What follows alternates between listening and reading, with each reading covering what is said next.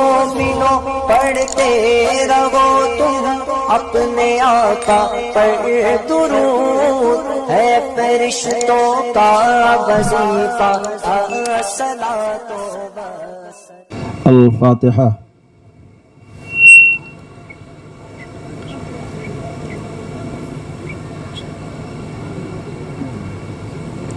قال اللہ تبارک و تعالی فی شان عظمت حبیبہ الکریم ان اللہ وملائکتہ یصلون علی النبی یا ایہا الذین آمنوا صلوا علیہ وسلموا تسلیما اللہم صلی وسلم دائما ابدا علی حبیبک خیر خلقہ کلہم سبحان ربک رب العزت عما یصفون وسلام علی المرسلین والحمد للہ رب العالمین لا الہ الا اللہ محمد رسول اللہ صلی اللہ علیہ وسلم۔ الحمدللہ، آواز بڑھانا تھوڑا سا۔ الحمدللہ رب العالمین خالق المخلوقین والصلاة والسلام على سید الانبیاء والمرسلین طه ویاسین وعلى آلہ واصحابہ وازواجہ واہل بیتہ اجمعین اما بعد فاعوذ باللہ من الشیطان الرجیم بسم اللہ الرحمن الرحیم وَكُونُوا مَعَ الصَّادِقِينَ صدق اللہ العظیم۔ معزز سامعین، رونق بزم علماء دین، ائمہ مساجد، حفاظ قرآن، جملہ سامعین و سامعات، حاضرین و حاضرات، السلام علیکم ورحمۃ اللہ وبرکاتہ۔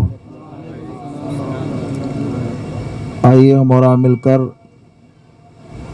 اپنی اور ساری کائنات کے مرکز عقیدت انیس الغریبین جان عالمین حضور رحمت للعالمین کے دربار پر حسین میں انتہائی ادب و احترام کے ساتھ درود پاک کی ڈالی کو عشق و محبت کی تھالی میں سجا کر حضور کی بارگاہ میں نظر کریں اور جی لگا کر پڑھیں اللہم صلی علی سیدنا مولانا محمد بارک وسلم صلاۃ و سلاما علیک یا حبیب اللہ صلی اللہ علیہ وآلہ وصحبہ وسلم۔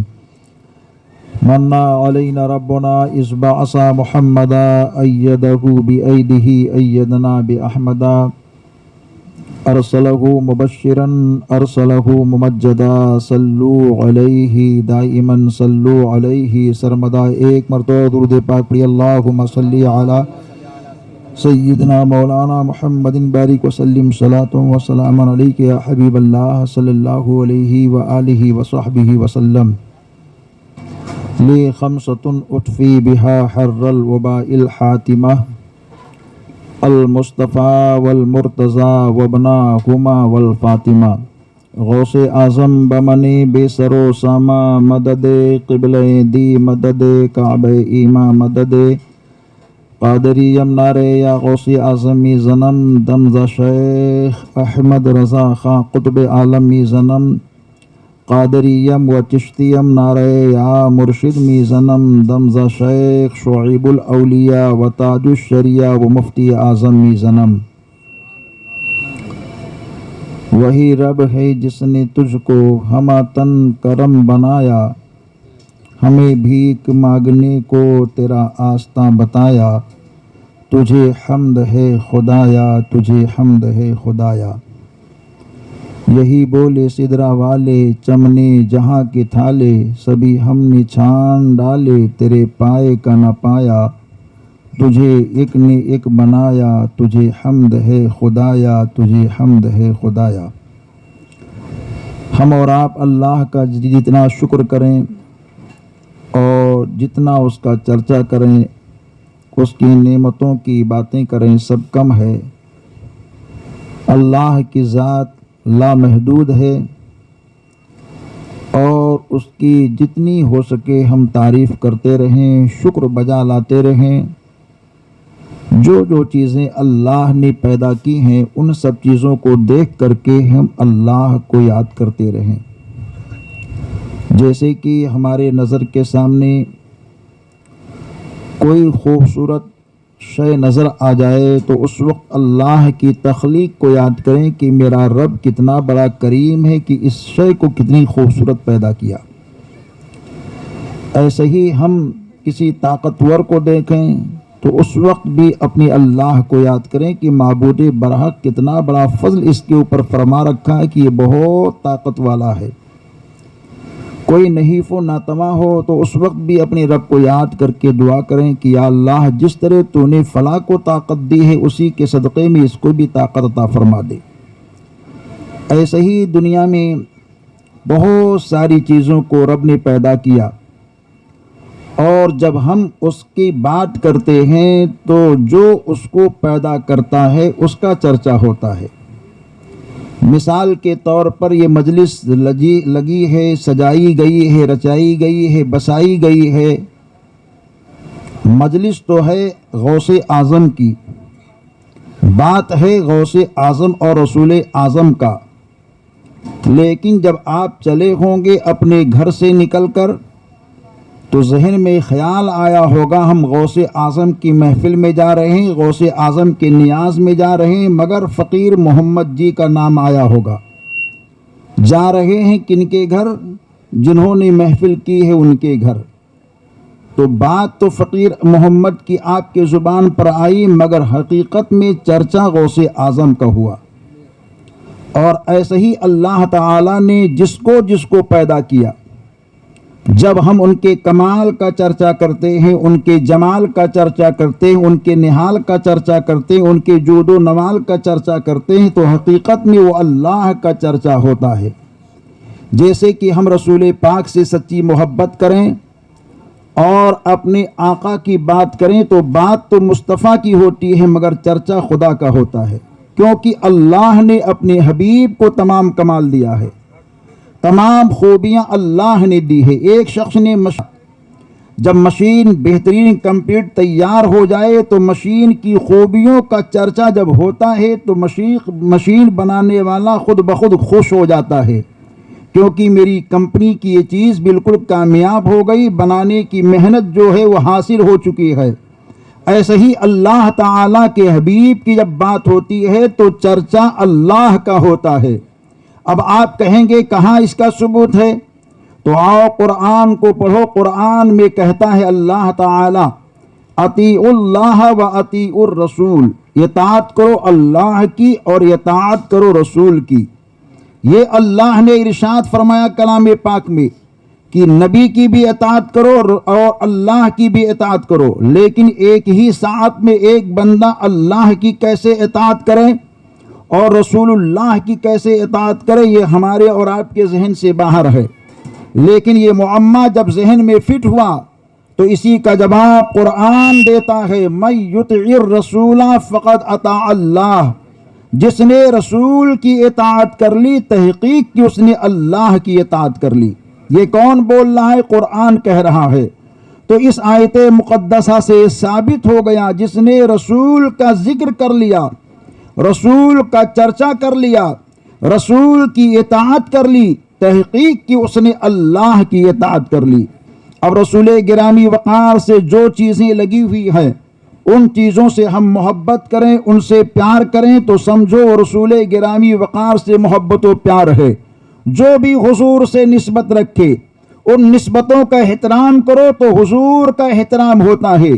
حضور کے زمانے کا احترام، حضور کا احترام، حضور کے زبان کا احترام، حضور کا احترام، حضور کے صحابہ کا احترام، حضور کا احترام، حضور کے اہل بیت کا احترام، حضور کا احترام، حضور کے صدیق کا احترام، حضور کا احترام، حضور کے فاروق اعظم کا احترام، حضور کا احترام، حضور کے عثمان ذو النورین کا احترام، حضور کا احترام، حضور کے علی مرتضی مشکل کشا کا احترام، ہمارے آقا حضور کا احترام، امام حسن مصطفیٰ کا احترام، ہمارے حضور کا احترام، امام حسین شہید کرب و بلا کا احترام، ہمارے حضور کا احترام، امام زین العابدین کا احترام، ہمارے حضور کا احترام، امام جعفر کا احترام، ہمارے حضور کا احترام، امام کاظم کا احترام، ہمارے حضور کا احترام، اور امام ابو سعید مخزومی کا احترام، ہمارے آقا حضور کا احترام۔ اب ایک زینہ اور آگے بڑھوں تو یہ کہنے پر فخر محسوس کروں گا کہ پیران پیر غوث اعظم دستگیر کا احترام، ہمارے حضور کا احترام، اور ہمارے غوث اعظم کی محبت، ہمارے حضور کی محبت، ہمارے غوث اعظم سے پیار، ہمارے حضور سے پیار، اور یہی ایک زینہ اور آگے بڑھے تو پھر کہنے پر عاشق یہ کہے گا کہ ہند کے راجا پیارے خواجہ کا احترام، ہمارے حضور کا احترام۔ اور صرف یہی نہیں بلکہ بات آگے جاتی رہے گی اور بڑھتی رہے گی تو پھر یہ کہنا پڑے گا کہ مخدوم سمنا کا احترام، ہمارے حضور کا احترام، شاہ برکت اللہ کا احترام، ہمارے حضور کا احترام، شاہ میر کالپی کا احترام، ہمارے حضور کا احترام، میر بلگرام کا احترام، ہمارے حضور کا احترام، ابو الحسین نوری میاں کا احترام، ہمارے حضور کا احترام، شیخ المشائخ حضرت اشرفی میاں کا احترام، ہمارے حضور کا احترام۔ یہ احتراموں کا دامن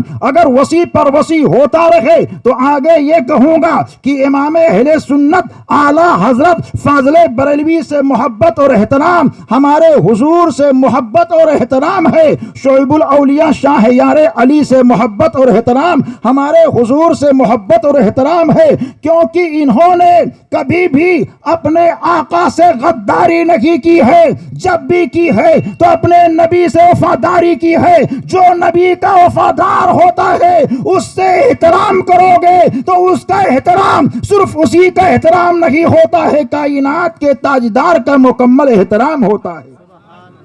تو اپنے آقا سے محبت رکھو، اپنے آقا سے پیار رکھو، اپنے آقا سے انسیت رکھو۔ ہمارے اور آپ کے حضور کا احترام سمجھیے کہ اللہ اور اس کے ولی کے دامن سے جڑنے کا ماحول ہے، اور حضور کے صحابہ، حضور کے جانثار، حضور کے تابعی، حضور کے تبع تابعی، حضور کے عاشقین، حضور کے شہداء اور صالحین جو امتی ہیں، ان سب سے محبت اور پیار اور احترام، یہ آمنہ کے لال سے محبت اور پیار اور احترام ہے۔ کسی بھی سلسلے سے جڑ کر کے آپ رہیں، جو سلسلہ سنی صحیح العقیدہ کا سلسلہ ہے، جو سلسلہ اللہ والوں کا سلسلہ ہے، جو سلسلہ صدر الافاضل صدر الشریعہ کا سلسلہ ہے، جو سلسلہ تاج الشریعہ حافظ ملت کا سلسلہ ہے، جو سلسلہ حضور محدث اعظم ہند کا سلسلہ ہے، جو سلسلہ حضور مفتی اعظم ہند کا سلسلہ ہے، جو سلسلہ حضور اشفاق العلماء مفتی اعظم راجستھان کا سلسلہ ہے، جو سلسلہ اجمل العلماء کا سلسلہ ہے، یہ سارے سلسلے ایک ہی سلسلے کے نیچے ہوں گے کل میدان محشر میں۔ اے سنیوں، وہ کون سا سلسلہ ہوگا؟ وہ اسی کا سلسلہ ہوگا جسے ہم پیرانے پیر کہتے ہیں، روشن ضمیر کہتے ہیں، غوث جیلانی کہتے ہیں، محبوب سبحانی کہتے ہیں، قندیل نورانی کہتے ہیں۔ اللہ کا محبوب بندہ عام نہیں بلکہ ولیوں کا امام کہتے ہیں، جنہیں غوث اعظم کہا جاتا ہے۔ یہ ایسے ہیں جھنڈے کے نیچے سارے سلسلوں کا جھنڈا ہوگا، وہ کوئی بھی سلسلہ ہو۔ اللہ نے غوث اعظم کو شان دی ہے جو کسی ولی کو نہ ملا ہے، نہ صبح قیامت تک مل سکتا ہے۔ یہ غوث اعظم ایسے شان والے اور ایسی اونچی آر والے ہیں کہ آپ دنیا میں آئے نہیں ہیں، آنے سے پہلے ان کے آنے کی پیشین گوئی ہو رہی ہے۔ پیشین گوئی کون کر رہے ہیں؟ حضرت سیدنا جنید بغدادی رحمت اللہ علیہ کر رہے ہیں۔ کئی صدیاں گزر چکی ہیں، آج بھی زمانہ اس روایت کو بولتا جا رہا ہے کہ غوث اعظم کے آنے سے پہلے سرکار غوث اعظم رضی اللہ تعالیٰ عنہ کے آنے کا اعلان اللہ کا ولی کر رہا ہے۔ اور جب ہمارے اور آپ کے شیخ اعظم غوث اعظم مرشد اعظم پیر اعظم حضور پیرانے پیر غوث اعظم دستگیر دنیا میں آنے والے ہوتے ہیں تو آپ کی والد محترمہ کیا بیان فرماتی ہے؟ آپ کی والد محترمہ یہ کہتی ہے، جس رات میں میرا بچہ عبد القادر پیدا ہونے والا تھا، اس رات کے اندر مجھے کوئی تکلیف نہیں ہوئی، بلکہ حال یہ تھا، وہ کہتی جا رہی ہے کہ میں نے تہجد کی نماز کو ادا کی، اور نماز تہجد کے بعد میں یہ کہہ رہی ہیں کہ میں تہجد کے بعد میں اور دوسرے اذکار کی تیاری کر رہی تھی، اچانک ایک نور کا ظہور ہوا، وہ نور ایسا آیا کہ جو آسمان سے ظاہر ہوتا ہے اور میرے گھر میں آ جاتا ہے، اور اس نور کی شعاعوں سے پورا میرا مکان منور ہو جاتا ہے، اور اسی نور کی روشنی میں ایک آواز آتی ہے، اے اللہ کی بندی خوشیاں منا، اب تیرے گھر کے اندر کوئی عام نہیں آ رہا ہے، بلکہ تیرے گھر کے اندر ولیوں کا امام آ رہا ہے۔ حضور غوث اعظم کی ماں یہ کہتی ہے، اب مجھے درد کا احساس ہوا، اور چند ہی لمحے کے بعد میں میرے شکم اطہر سے ایک چمکتے چہرے والا بچہ آتا ہے، جسے دنیا عبد القادر جیلانی کے نام سے جانتی اور پہچانتی ہے۔ حضور غوث اعظم جب پیدا ہو گئے تو پیدائش کے بعد میں آپ کی والدہ محترمہ یہ کہتی ہیں، میں نے دیکھی کہ وہ آئے ہیں تو آنے کی کیفیت یہ ہے کہ سجدے کی حالت میں آئے ہیں۔ زمین پر ایک اور ذات آئی تھی سجدے کی حالت میں، جو نبیوں میں رسولوں میں سب سے لاجواب، سب سے بہتر، سب سے اعلیٰ، سب سے اکمل، سب سے احسن ہیں، جن کی شان رفعت کے تعلق سے میرے امام نے کہا سب سے اولا و اعلیٰ ہمارا نبی، سب سے بالا و اعلیٰ ہمارا نبی۔ وہ مصطفیٰ دنیا میں تشریف لائے تو اللہ تعالیٰ کا وہ بندہ انسان کامل بن کر کے، خیر البشر بن کر کے، نور کا مجسمہ لے کر کے، حسین نور بن کر کے سجدے کی حالت میں آتے ہیں۔ حضور پیران پیر غوث اعظم دستگیر کے تعلق سے حضرت شیخ عبدالحق محدث دہلوی یہ کہتے ہیں کہ ہر ولی کو اللہ کسی نہ کسی کا مظہر بناتا ہے، لیکن پیران پیر غوث اعظم دستگیر کی شان یہ ہے کہ اللہ تعالی نے ان کو اپنے حبیب کا مظہر بنایا ہے، کائنات کے طبیب کا مظہر بنایا ہے، آمنہ کے لال کا مظہر بنایا ہے۔ مظہر کا مطلب کیا ہوتا ہے؟ جو خوبیاں اصل کے اندر پائی جا رہی ہیں وہی خوبیوں کا اکثر حصہ اس کے صدقے میں، اس کے فرع کے اندر بھی پائی جانی چاہیے۔ جو مظہریت کی شان رکھتا ہو، جو کمال اس کے اندر دکھ رہا ہو، اس کے صدقے میں وہی کمال اس کے اندر بھی آنی چاہیے جو مظہر بن کر کے آ رہا ہے۔ حضرت شیخ عبدالحق محدث دہلوی کہتے ہیں حضور غوث اعظم اپنے نانا جان رسول مختار کے مظہر ہے۔ ہمارے حضور بھی سجدے کی حالت میں تشریف لائے دنیا میں، اور آپ نے آتے ہی اللہ کی تسبیح کو بیان کی تھی اور کہا تھا سبحان اللہ بکرۃ وصیلا، اللہ اکبر، اور رب حبلی امتی، رب حبلی امتی کہا تھا میرے مصطفیٰ نے۔ اب ان کے مظہر کو دیکھتے ہیں جنہیں پیران پیر کہا جاتا ہے۔ آپ کی ماں یہ کہتی ہے میرا لال شیخ عبد القادر جیلانی پیدا ہوئے تو سجدے کی حالت میں آئے، اور کہتی ہیں سجدے میں آئے ہیں تو ان کے زبان سے بھی ایک ہی نورانی ترانہ ہے، سبحان ربی العالی، سبحان ربی العالی۔ نانا نے آ کر کے اللہ کی وحدانیت کا اعلان کیا تھا تو نواسا بھی آ کر کے ان کی مظہریت کا اعلان کر رہا ہے۔ نانا آئے ہیں سجدے کی حالت میں تو ایسے کمال اور ایسی خوبیوں کے ساتھ آئے ہیں کہ آپ کی حیات مقدسہ کے گوشے کو پڑھنے کے بعد میں صحابہ یہ کہتے ہیں کہ آمنہ کے لال کے جسم اطہر سے جب پسینہ نکلتا تھا تو خوشبو ہی خوشبو ہوا کرتا تھا۔ اب ان کے مظہر کو دیکھتے ہیں جنہیں ہم پیران پیر کہتے ہیں، غوث اعظم دستگیر کہتے ہیں۔ آپ کے شہزادے حضرت عبد الجبار قادری یہ کہتے ہیں میں نے اپنے والد معظم کے جسم اطہر کو سونگھا اور مریدین بھی سونگھتے تھے۔ آپ کے جسم سے جب پسینہ نکلتا تھا تو پسینے سے خوشبو ہی خوشبو آیا کرتا تھا۔ ہمارے آقا دونوں عالم کے داتا کے جسم اطہر پر کبھی کوئی مکھی نہیں بیٹھی ہے۔ یہ ممتاز ذات ہے مصطفیٰ کی کہ دنیا میں جب تک میرے مصطفیٰ حیات ظاہری کے ساتھ تشریف فرما فرما تھے, کوئی مکی جسم پر بیٹھی نہیں. ایسے ہی غوث اعظم کی شان کو دیکھتے ہیں کہ آپ کے شہزادے یہ کہتے ہیں, جب میرے ابا حضور رسول ذی وقار آمنہ کے لال کی محبت میں فنا ہو گئے اور فنا پھر رسول کا جام پی لیے, تو آپ کی شان یہ ہو گئی کہ آپ کے جسم اطہر پر بھی کوئی مکھی نہیں بیٹھا کرتی تھی.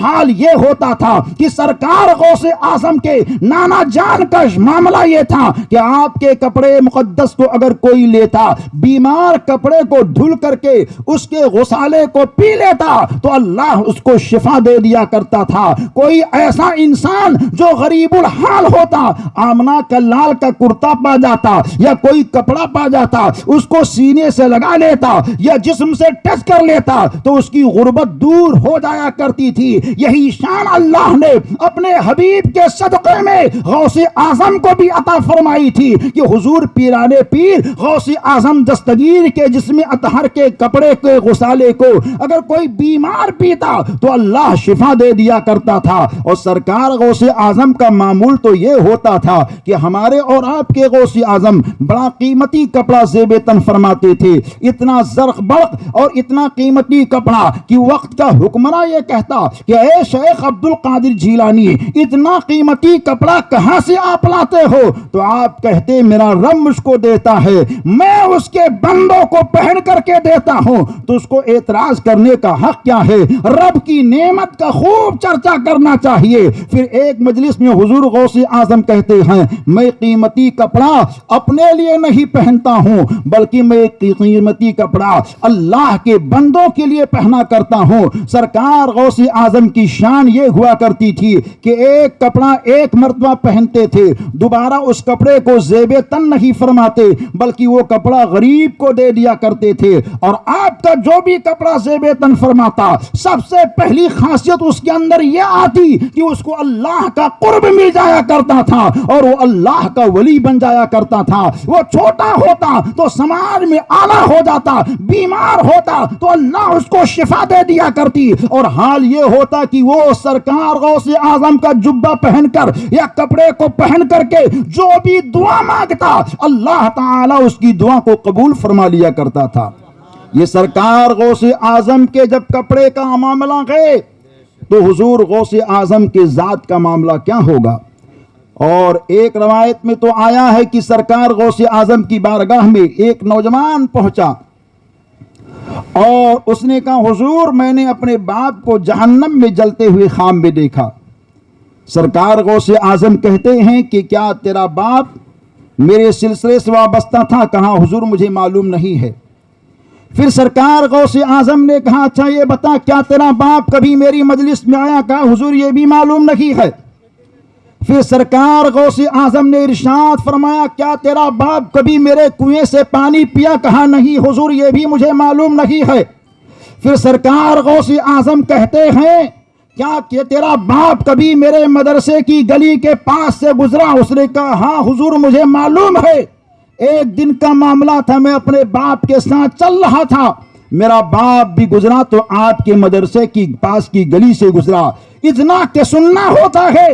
حضور غوث اعظم مسکراتے ہیں اور کہتے ہیں بخشش کے لیے بس اتنی نسبت کافی ہو گئی, شیخ عبد القادر کے مدرسے کی گلی سے گزر گیا.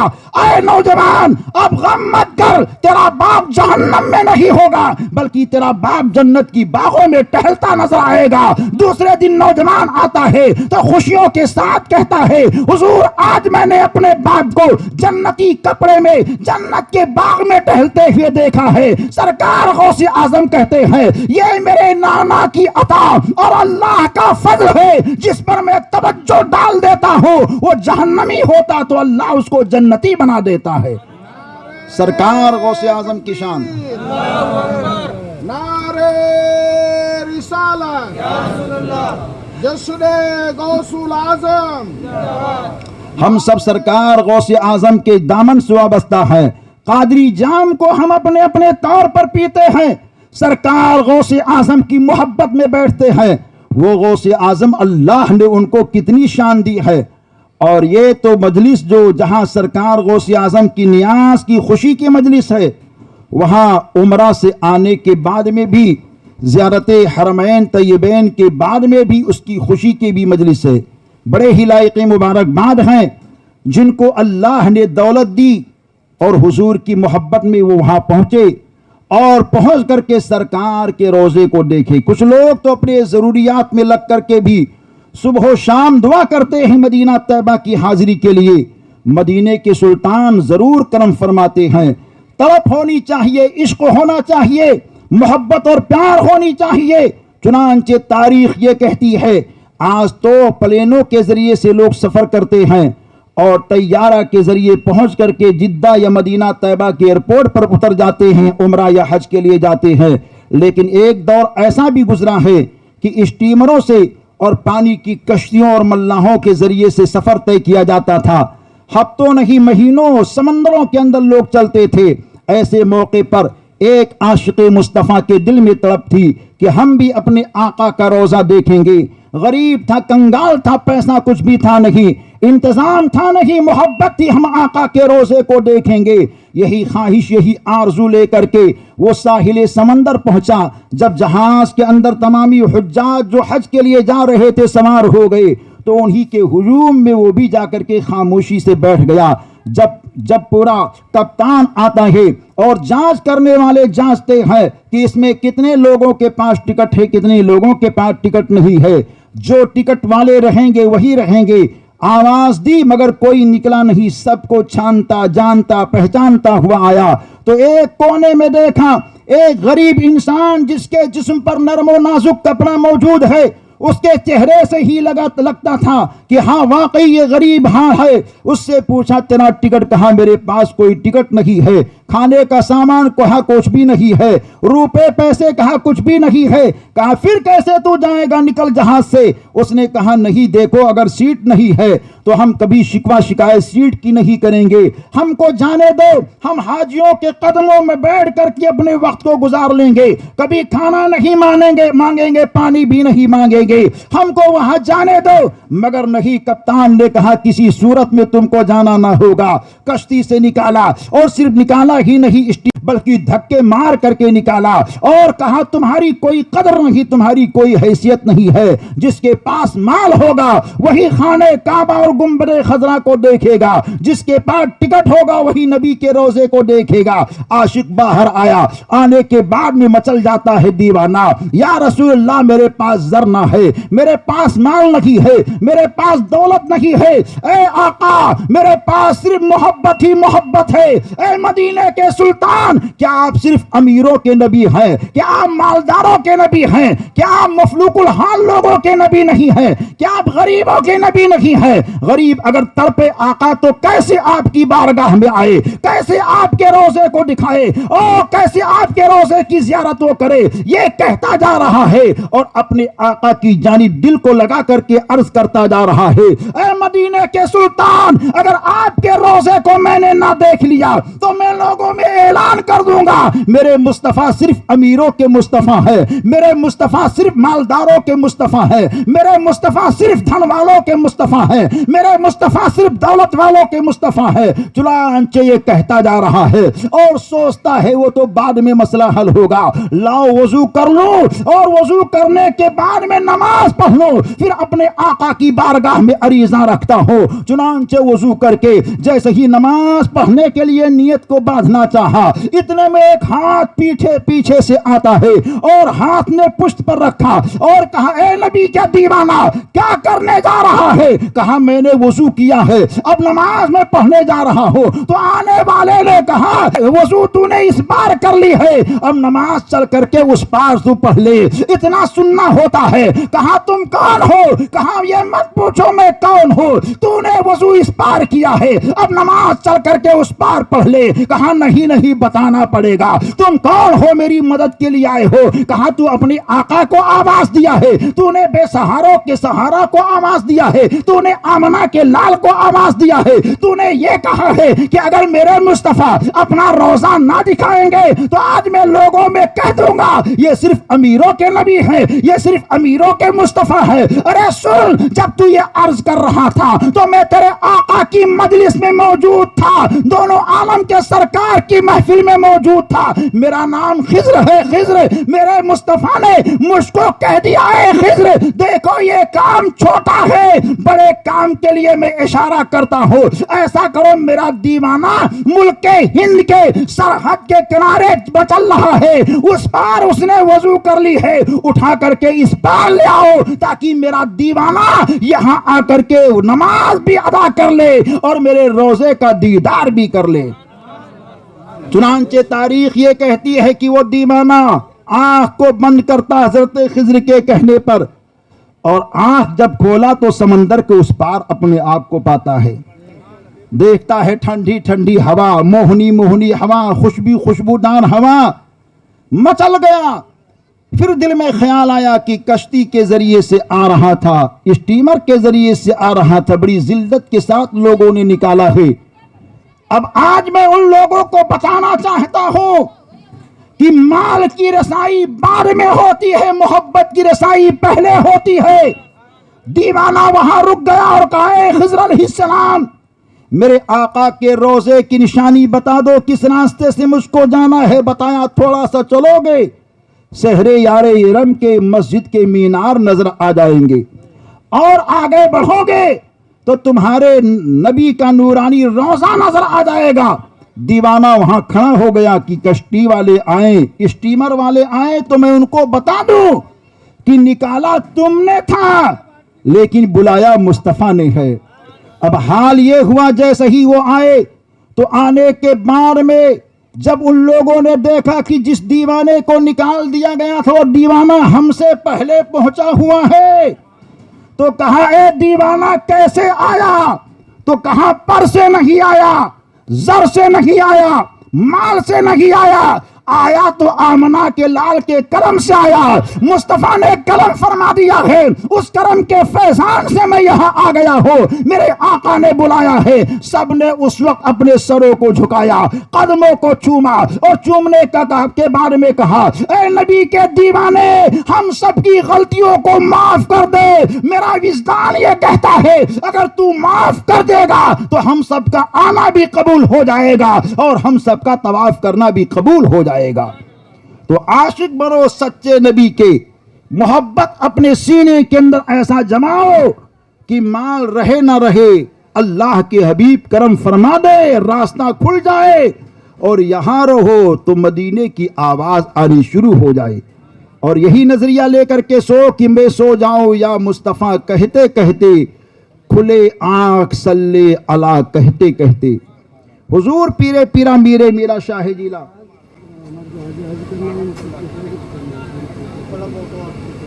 کیا ہو گیا؟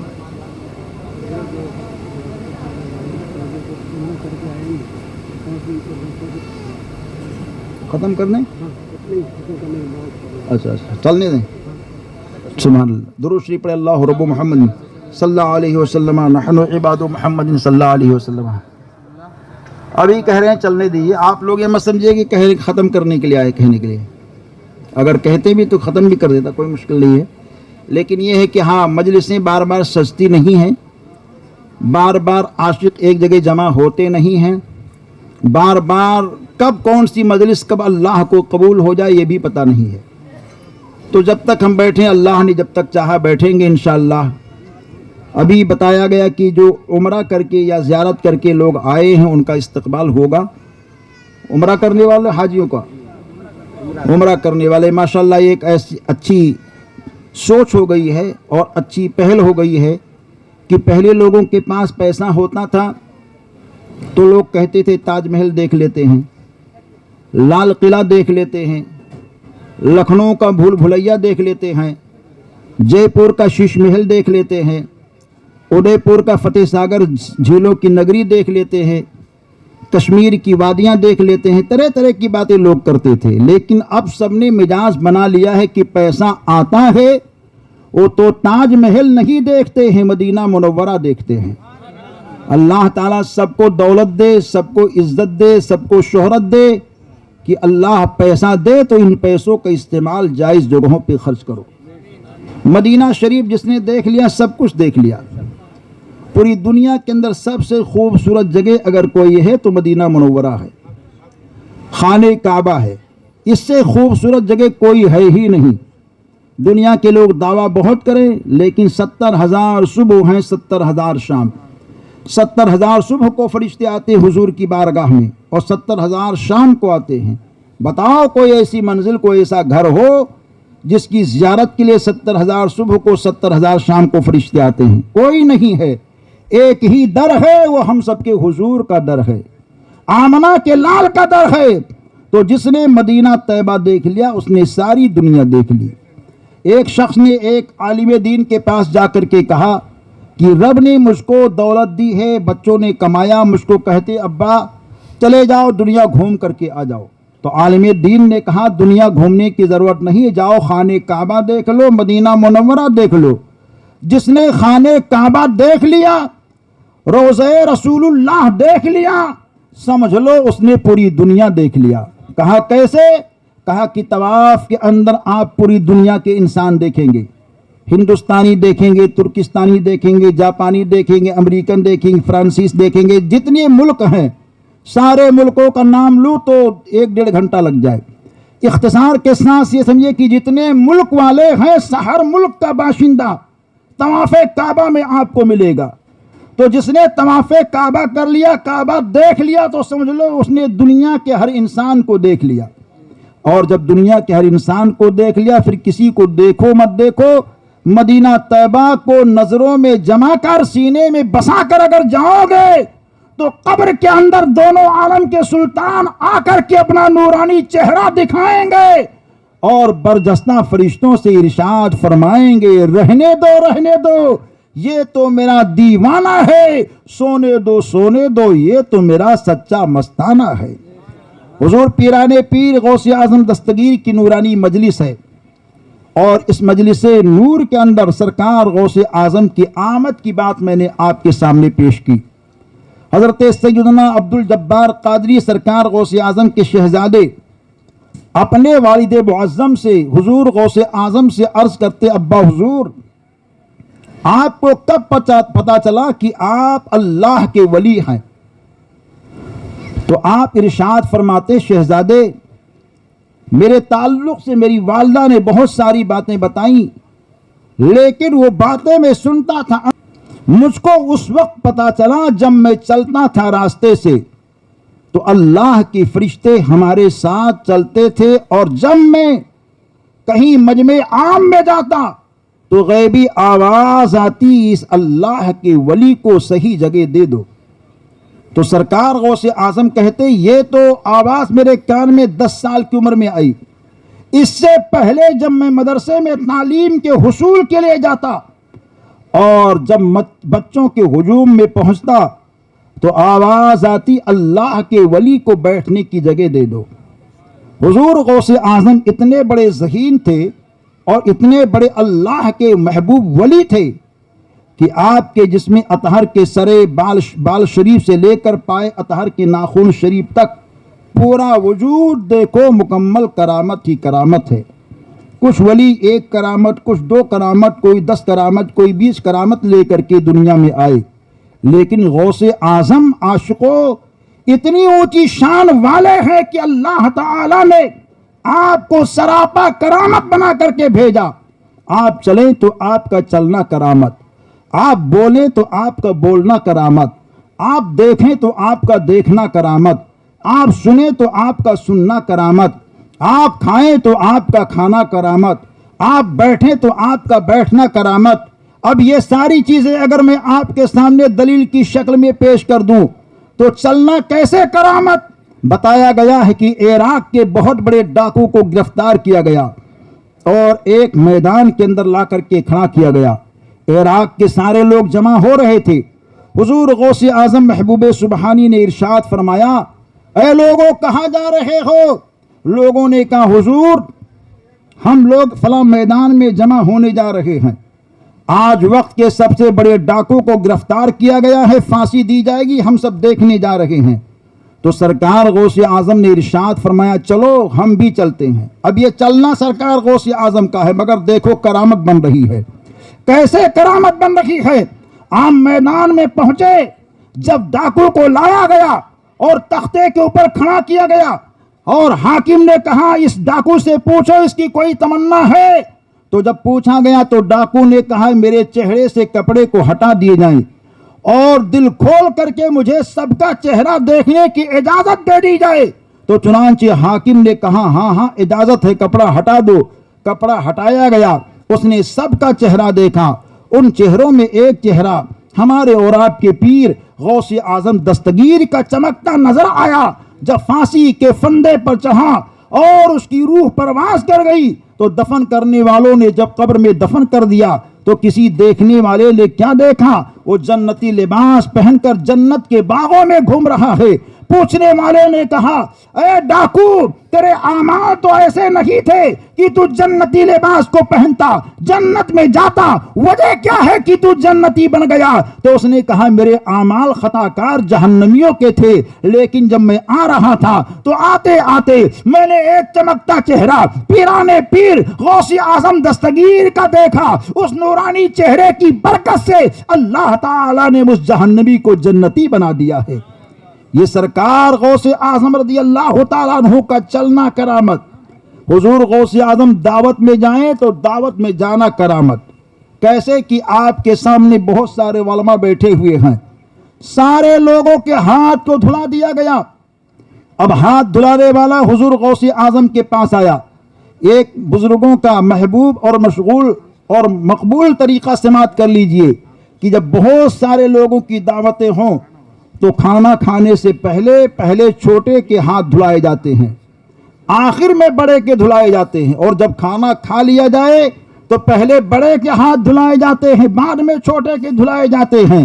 اسی ترتیب سے ہاتھ دھلانے والا پہلے چھوٹوں کے ہاتھ کو دھلایا، آخر میں حضور غوث اعظم کے ہاتھ کو دھلا رہا ہے.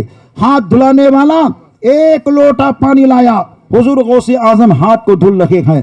دوسرا لوٹا پانی لایا، حضور غوث اعظم ہاتھ کو دھل رہے ہیں.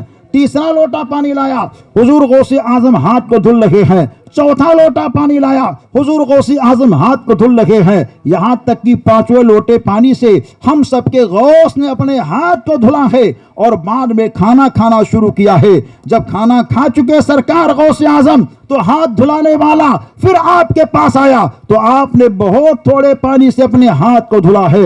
ہاتھ دھلانے والا پوچھتا ہے حضور بات سمجھ میں نہیں آ رہی ہے، کھانا کھانے سے پہلے آپ نے 5 لوٹا پانی یعنی تقریباً 1 بالٹی پانی سے اپنے ہاتھ کو دھلا ہے، اور کھانا کھانے کے آخر میں آپ نے بہت تھوڑے پانی سے اپنے ہاتھ کو دھلا ہے، اس میں کیا وجہ ہے؟ تو حضور پیرانے پیر ارشاد فرماتے ہیں اے ہاتھ دھلانے والا، جب تو لوگوں کے ہاتھ کو دھلا کر مجھ تک پہنچا تو میں نے لوح محفوظ کو دیکھا تو میں کیا دیکھتا ہوں کہ تیرا نام جہنمیوں میں درج ہے. میں خدا کی بارگاہ میں دعا کر رہا ہوں مولا ہاتھ دھلانے والے کو جنتی کر دے. جب تو پہلی مرتبہ جنتی نہ ہوا تو میں نے اپنے ہاتھ کا دھلنا بند نہ کیا، جب تو دوسری مرتبہ جنتی نہ ہوا تو میں نے اپنے ہاتھ کا دھلنا بند نہ کیا، جب تو تیسری مرتبہ جنتی نہ ہوا تو میں نے اپنے ہاتھ کا دھلنا بند نہ کیا، جب تو چوتھی مرتبہ جنتی نہ ہوا تو میں نے اپنے ہاتھ کا دھلنا بند نہ کیا، اور یہاں تک کہ میں 5ویں مرتبہ اپنے ہاتھ کو دھل ہی رہا تھا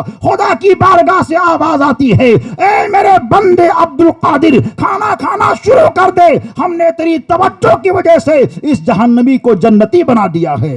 یہ سرکار غوث اعظم کی دعوت ہے جو دعوت بھی کرامت بن گئی ہے اور جہنمی کے لیے جنت کا ذریعہ بن چکی ہے.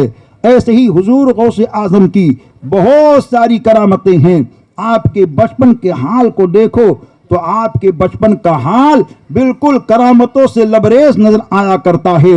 آمنہ کے لال کے اشارے پر حضرت جابر کے بچے جو انتقال کر چکے تھے چھت کے اوپر سے گر کر کے نبی محترم محتشم نے ان کو زندہ فرما دیا تھا. آمنہ کے لال نے بے جان کنکریوں سے کنکر کو پڑھوا لیا تھا، آمنہ کے لال نے درختوں کو اپنے قدموں میں بلوا لیا تھا، آمنہ کے لال نے زمین پر اشارہ فرمایا تو زمین نے سینے کو چاک کر کے حضرت سراقہ کے لیے راستہ بنا دیا تھا اور سراقہ کے گھوڑے کے ٹاپوں کو چھوڑ دیا تھا۔ میرے آقا کا اشارہ جہاں جہاں ہوا وہ رنگ لاتا رہا، وہی کمال، وہی خوبی آمنہ کے لال کے صدقے میں اللہ تعالیٰ اپنے محبوب ولی اعظم پیران پیر غوث اعظم دستگیر کو نصیب فرمایا کہ دیکھیے سرکار صلی اللہ علیہ وآلہ وسلم نے مردے کو زندہ کیا تو ان کا مظہر جو ان کے صدقے میں مردے کو کس طرح زندہ کر رہا ہے۔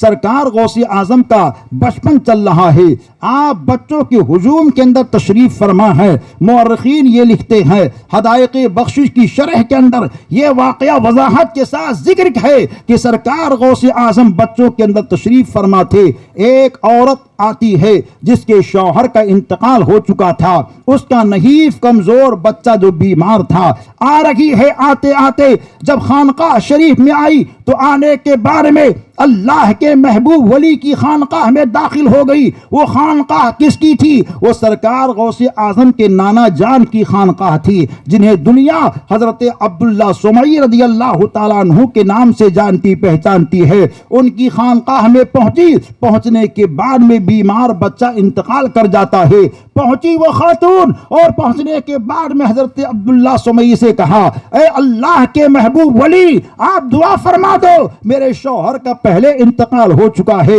یہ میرا اکلوتا میری زندگی کی کمائی بیٹا تھا، یہ بھی انتقال کر گیا، آپ دعا کر دیجئے تاکہ زندگی اس کے جسم کے اندر زندگی آ جائے، جان آ جائے۔ آپ نے مراقبہ کیا، مراقبہ کرنے کے بعد میں کہتے ہیں، اے خاتون دیکھ تیرے بچے کی زندگی اتنی ہی تھی، اب تیرا بچہ زندہ نہیں ہو سکتا ہے، میں نے لوح محفوظ کو دیکھ لیا ہے، جا تو اپنے گھر کی جانب جا۔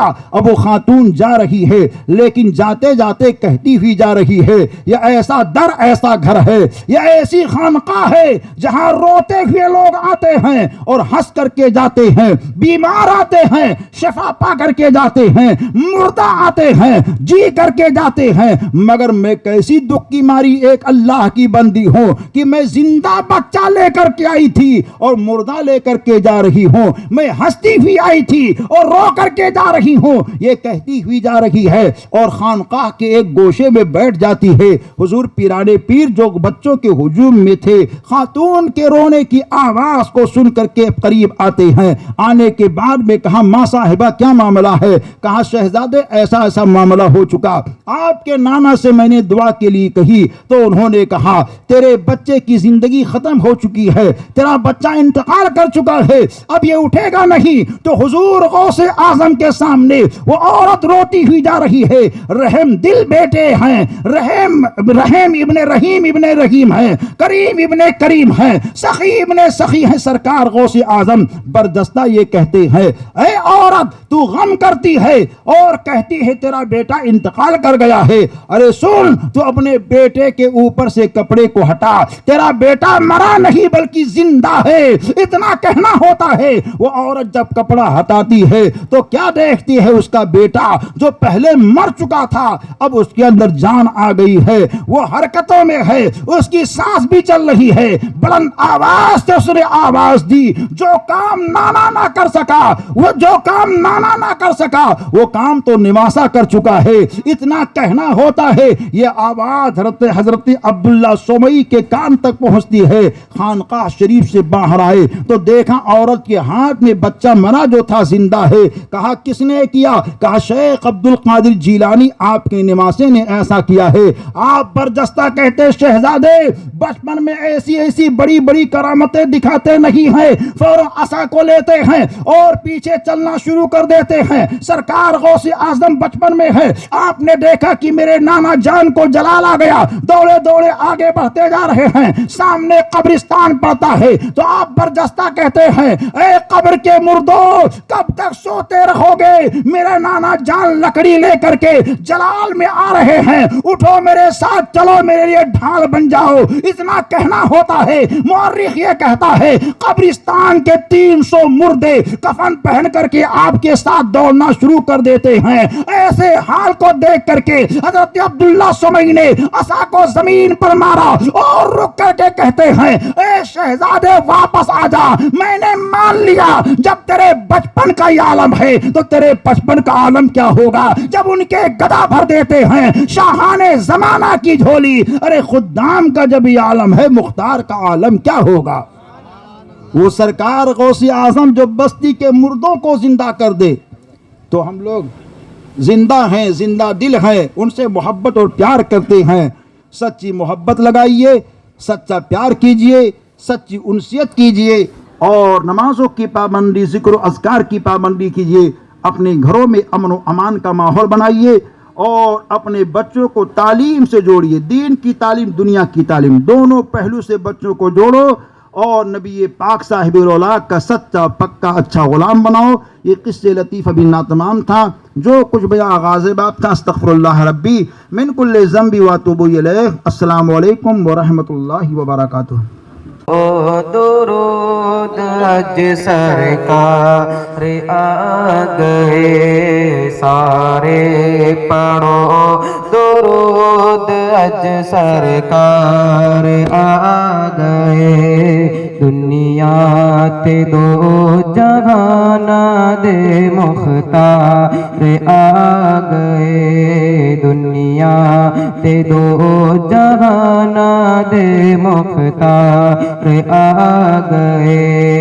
گر آمنہ دے ہو گئی آمد حضور دے گر آمنہ دے ہو گئی گر آمنہ دے ہو گئی آمد حضور دی ویخن فرشتے آپ دا رخسار آ گئے ویکھن فرشتے آپ دا رخسار آ گئے. بھر لو کرم نل جولیاں آ جاؤ منگتے ہو بھر لو کرم نل جولیاں بھر لو کرم نل جولیاں آ جاؤ منگتے ہو. رحمت لٹاون مالک و مختار آ گئے رحمت لٹاون مالک و مختار آ گئے. سحر کا وقت تھا معصوم کلیاں مسکراتی تھی ہوائے خیر مخدم کے ترانے گنگناتی تھی فرشتوں کی سلامی دینے والی فوج گاتی تھی. جناب آمینہ سنتی تھی یہ آواز آتی تھی انت نور اللہ فجرا جئت بعد العسر یسرا ربنا اعلاک قدرا یا امام الانبیاء انت فی الوجدان حیا انت للعینین ضیا انت عند الحوض ریا انت ہاد وصفی یا حبیبی یا رسول اللہ یا نبی سلام علیکہ یا رسول سلام علیکہ یا حبیب سلام علیکہ یا رسول سلام علیکہ صلوات اللہ علیکہ. آپ کا تشریف لانا وقت بھی کتنا سہانا جگمگا اٹھا زمانہ پورے گاتی تھی ترانہ یا حبیبی یا رسول اللہ یا نبی سلام علیکہ یا رسول سلام علیکہ یا حبیب سلام علیکہ صلوات اللہ علیکہ. رحمتوں کے تاج والے، دو جگہ کے راج والے، عرش کی معراج والے، آسیوں کی لاج والے، یا حبیبی یا رسول اللہ، یا نبی سلام علیکہ، یا رسول سلام علیکہ، یا حبیب سلام علیکہ، صلوات اللہ علیکہ، جان کر کافی سہارا لے لیا ہے در تمہارا، خلق کے وارث خدا را، لو سلام اب تو ہمارا، یا حبیبی یا رسول اللہ، یا نبی سلام علیکہ، یا رسول سلام علیکہ، یا حبیب سلام علیکہ، صلوات اللہ علیکہ۔